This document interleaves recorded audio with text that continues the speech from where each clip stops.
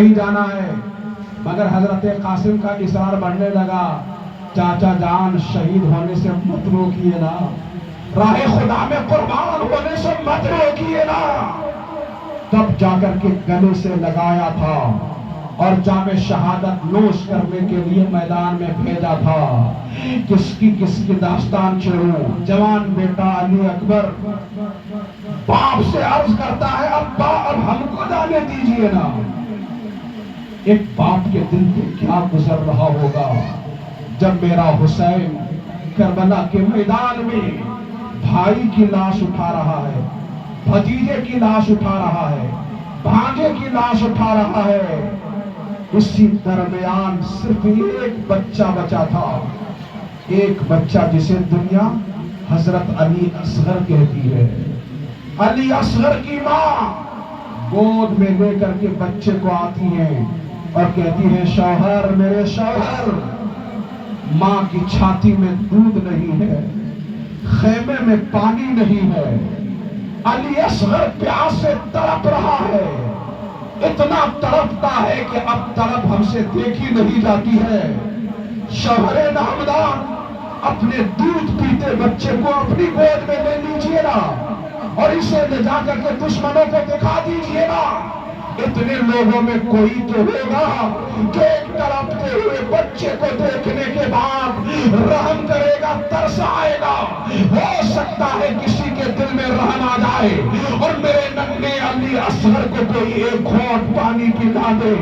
امام حسین اپنے لخت جگر نور نظر علی اصغر کو اپنے گود میں لیتے ہیں اور لے کر کے جاتے ہیں اور کہتے ہیں، اے میرے نانا کا کلمہ پڑھنے والوں، دیکھو یہ میرا سب سے چھوٹا بچہ ہے، یہ دودھ پیتا بچہ ہے، تمہاری نگاہ میں مجرم ہوں تو میں ہوں، اس چھوٹے سے بچے کا کیا قصور ہے؟ دیکھو نا ننھے ننھے ہاتھوں کو پسار کر کے تم سے پانی کے چند گھونٹ مانگ رہا ہے۔ اپنے نانا کا واسطہ دے کر کے کس نبی کا کلمہ پڑھتے ہو؟ اس نبی کے خاندان کا یہ شہزادہ ہے، ایک گھونٹ پانی تو دے دو۔ ظالموں نے پانی نہیں دیا تھا بلکہ ایک دشمن ازلی بدبخت ازلی نے تیر کا نشانہ سیدھا کیا تھا اور تیر ایسے نشانے پہ چلایا تھا کہ وہ تیر جب چلا تھا تو سیدھا علی اصغر کے حلق پہ آ کے لگا تھا اور حلق کو چھیدتا ہوا امام حسین کے بازو میں آ کر کے چبھ گیا تھا۔ تب امام حسین دھیرے دھیرے اس تیر کو نکال رہے ہیں اور علی اصغر کے سوکھے ہوئے حلق سے خون کا پھوارا نکلنے لگا۔ زخمی جگر خبیثوں نے توڑا حسین کا، ننھا علی اصغر بھی نہ چھوڑا حسین کا۔ کیا دل پہ گزرتا ہوگا، ایک باپ کے دل پہ کیا گزرتا ہوگا جب اسی کی گود میں دودھ پیتا بچہ تڑپ تڑپ کے جان دے رہا ہوگا، تو ایک باپ کے دل پہ کیا گزر رہا ہوگا۔ تم بھی کسی کے باپ ہو، ذرا سوچ کے تو دیکھو نا امام حسین کے دل پہ کیا گزر رہا ہوگا۔ اور جب اس تڑپتی ہوئی لاش کو گود میں لے کر کے خیمے کی طرف بڑھے ہوں گے اور خیمے کے اندر ان کی ماں ہوگی اور ماں کی گود میں جب دودھ پیتے بچے کی شہادت کا لاش ان کی گود میں دیا ہوگا تو ایک ماں کے دل پہ کیا گزرا ہوگا۔ حضرت شہربانو اس لاش کو اپنی گود میں لے کر کے ماں کہتی ہے، بیٹا تیری ماں کی چھاتی میں دودھ نہیں تھا، تیرے ماں کے خیمے میں پانی نہیں تھا، اس لیے خیمے سے باہر نکالا تھا۔ بیٹا ظالموں نے تجھے پانی نہیں دیا، تیری ماں تجھے دودھ نہ پلا پائی، بیٹا تو دنیا سے جا رہا ہے، اب کبھی زندگی بھر تجھے سینے سے لگانے کا موقع نہیں ملے گا۔ جاتے جاتے بیٹے ایک بار اپنی ماں کے سینے سے تو لگ جا۔ ایک ماں کے دل پہ کیا گزرتا ہوگا، مجھے کہہ لینے دو، تم بھی کسی کی ماں ہو، تم بھی کسی کے باپ ہو، ایک ماں کے دل پہ کیا گزرا ہوگا۔ مگر حسین آپ کی ہمتوں کو سلام، حسین آپ کے جذبوں کو سلام، حسین آپ کے حوصلوں کو سلام۔ सलाम। हुसैन आपकी शौकतों को सलाम। जवान बेशे की बेटे की लाश उठाया, लकीर कोई नहीं है पेशानी पे। भाई की लाश उठाया, पेशानी पे लकीर नहीं है।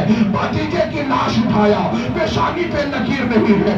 भांजे की लाश उठाया, पेशानी पे लकीर नहीं है। बल्कि खुदा की बारगाह में अर्ज करते जा रहे हैं, मेरे खुदा जवान बेटा ले ले, भाई भतीजा ले ले, अली असगर भी ले ले, सबका खून इस्लाम के दरख्त की जड़ में डाल दे, ताकि हुसैन का घर तो चला जाए मगर क़यामत तक इस्लाम का दरख्त हरा रहे। सुभान अल्लाह, सुभान अल्लाह।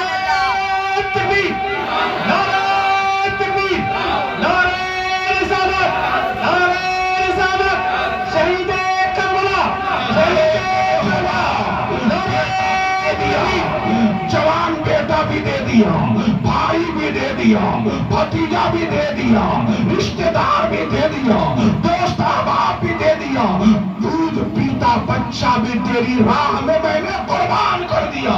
मेरे खुदा ये जिंदगी किस काम की है, ये जिंदगी भी तू ले ले, मेरा खून का एक एक कतरा भी तू ले ले। मेरा हुसैन घोड़े पे चढ़ने को तैयार है, मेरा हुसैन खेमे से निकल रहा है, जान राह खुदा में कुर्बान करने के लिए तैयार है। इतने ही में सिर्फ एक बेटा बचा था, वो बेटा जिसे दुनिया ज़ैनुल आबिदीन के नाम से जानती है।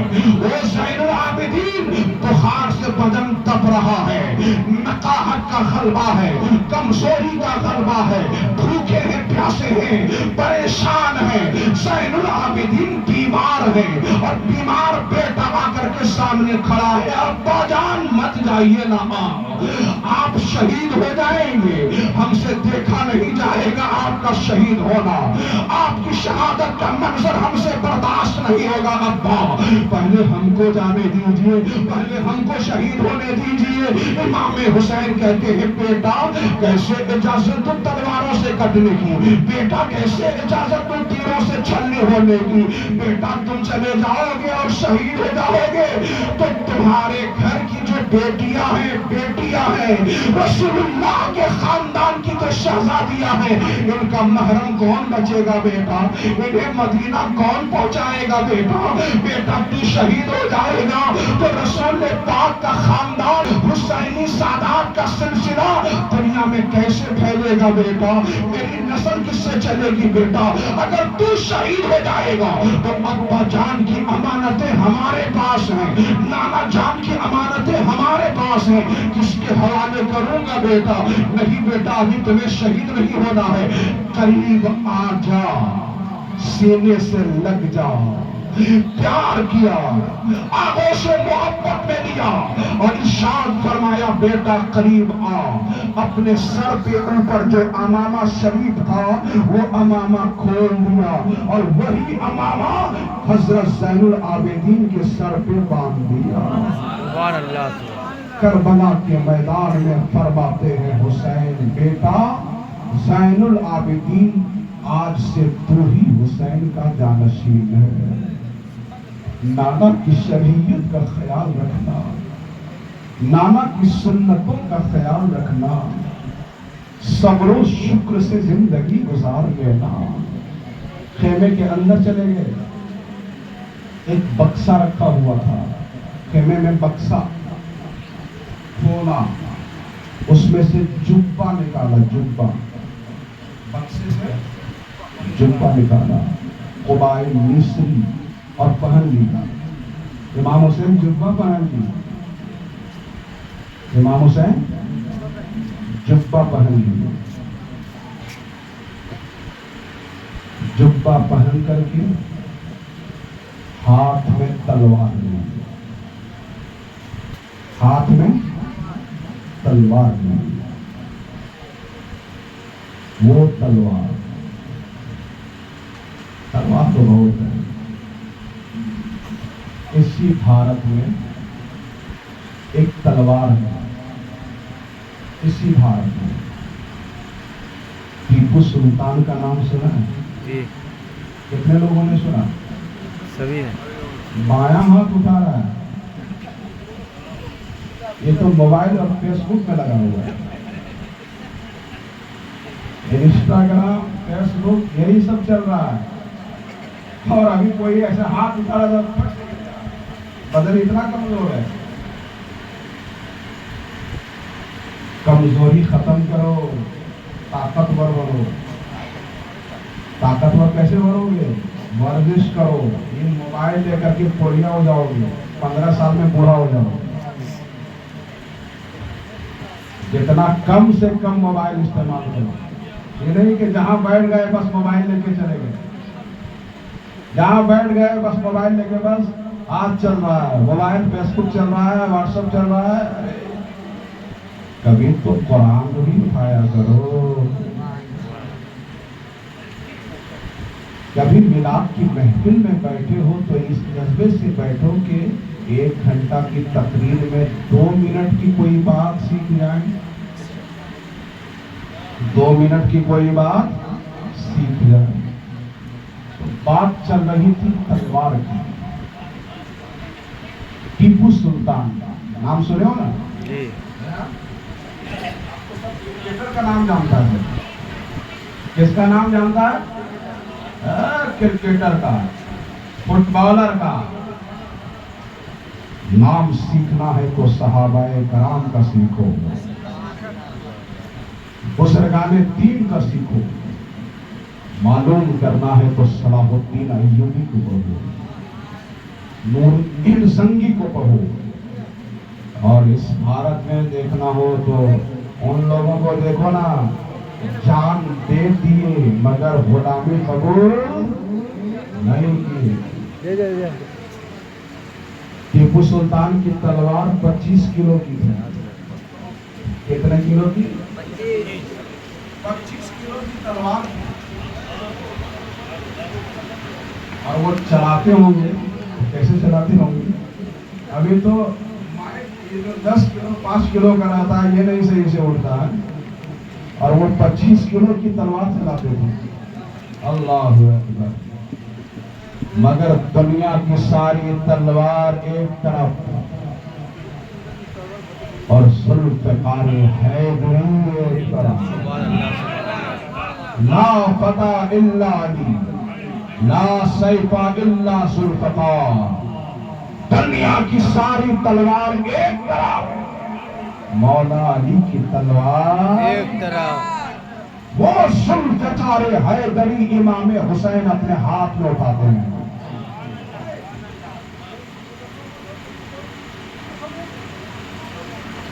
سید الشہداء امیر حمزہ کا تبرک ڈھال اپنی پشت پہ لگاتے ہیں، اور اپنے سر پر ایک امامہ شریف سجاتے ہیں، پگڑی امامہ شریف، وہ امامہ جو ہمارے نبی پاک کا امامہ تھا، سبحان اللہ سبحان اللہ، رسول پاک کا امامہ تھا۔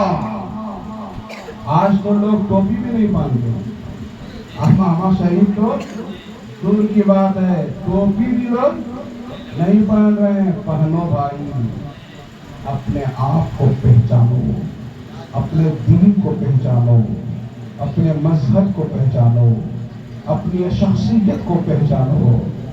تم